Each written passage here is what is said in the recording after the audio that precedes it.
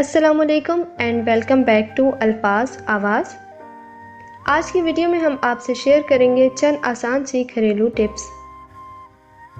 मौसम गर्मा में अक्सर आलू मीठे आते हैं और सालन का जायका ख़राब हो जाता है, लिहाजा आलू काट कर इनमें नमक, लहसुन और सिरका लगा कर रख दें।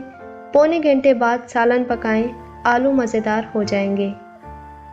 अगर नरम रोटी पकाना मकसूद हो तो आटे को लस्सी से गूंदें, इससे खमीर उठेगा और रोटी बेहद नरम पकेगी।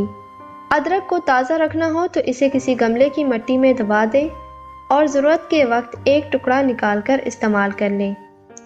गमले की मिट्टी को हर वक्त नम रखें। इस्तेमाल के वक्त मिट्टी से अदरक निकालकर धो लें। अरबी का लेस ख़त्म करने के लिए इसे छीलकर और काट कर नमक लगा कर रख दें।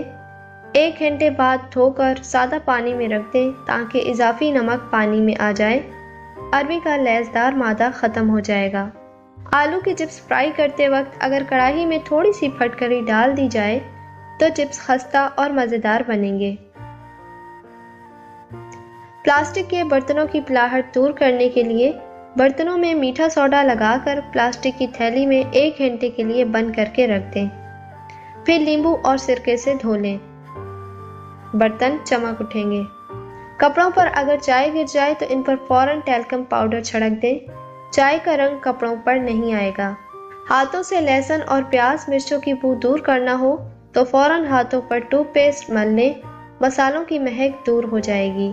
ऊन के कपड़े महफूज रखने के लिए नीम के फूल सुखाकर कपड़ों की तह में रख दें, कपड़ों में कीड़ा नहीं लगेगा। शीशे के बर्तनों को नमक और सिरका लगाकर धोया जाए तो बर्तन चमक उठेंगे। मछली को तलने से पहले इस पर थोड़ा सा कॉर्नफ्लोर लगा दिया जाए तो मछली के कतले तलते वक्त नहीं टूटेंगे।